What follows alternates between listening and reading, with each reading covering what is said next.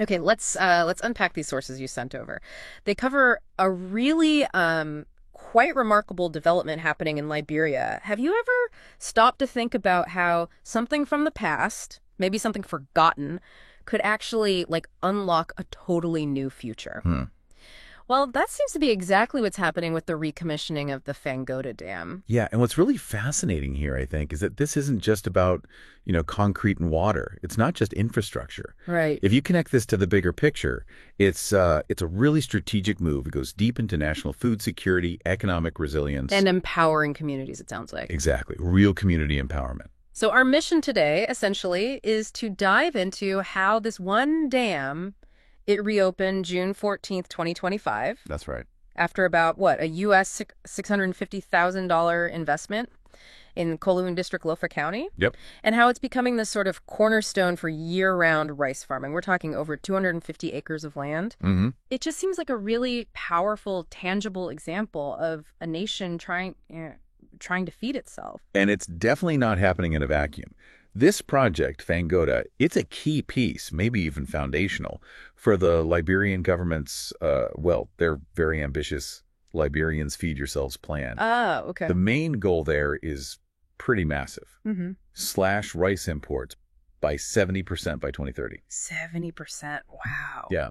I mean, just think about the economic impact, the social impact of that kind of self-sufficiency. Huge. It really is about building stronger, genuinely self-reliant communities, Yeah. kind of from the ground up. That 70% target is definitely ambitious. So what makes a project like Fangoda so critical for hitting a goal like that? Especially since I think our sources mentioned there's some history here. This isn't totally new farmland, is it? No, that's actually a really key insight. You're right. The Fangoda Dam's recommissioning, it's not just building something new. It's about bringing back this really profound historical and economic legacy.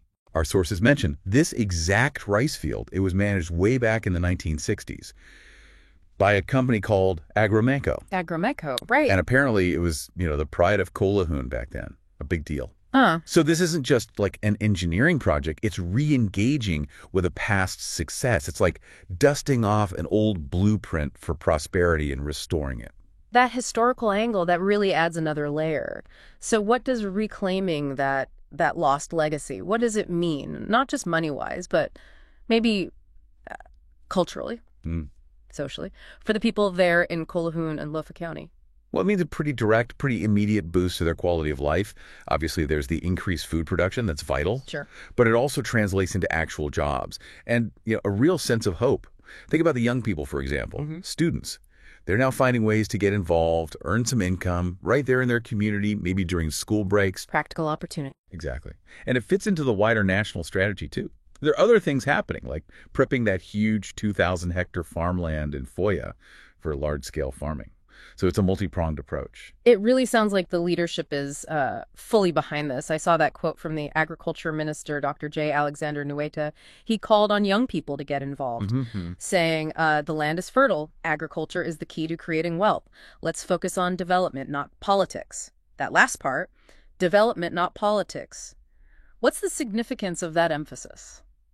Yeah, that's a really powerful statement. And I think it signifies a deep understanding that, for development to actually stick, to be sustainable, you need practical, on-the-ground action. You need to kind of cut through the political noise sometimes. Right, get things done. Get things done. And the youth leader there, Momo Kamara, he echoed that feeling, called the dam's return a dream come true for Lofa. The dream come true, wow. Yeah, and he urged everyone to protect it, to safeguard it.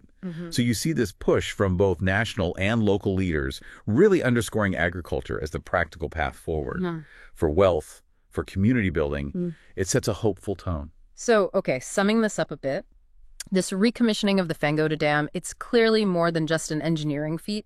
It's acting as this potent symbol of hope for Lofa County. It reconnects the area with its own successful farming past, builds a foundation for, future economic independence, and gives real opportunities, especially, it seems, to Liberia's youth. Indeed. And this project really, it vividly embodies the whole ambition of that Liberians Feed Yourselves plan. Strategic, it's grassroots, it's about cutting those rice imports and really cultivating self-reliance. Like Minister Nueta said, agriculture is the key to creating wealth. It aligns the practical work with this powerful, forward-looking national vision. And it really makes you think, doesn't it?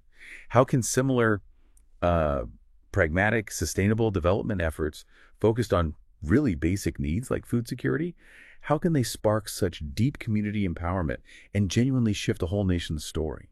Yeah, the story of Fengota really highlights how leveraging existing resources, maybe even ones that were forgotten, like you said, for a clear national goal, can just spark immense change, transformative change. It does make you wonder, doesn't it, what sleeping giants or, underused assets might exist right in your own community or maybe in your field of work that if they were re-engaged could create that kind of wealth and opportunity, something to think about.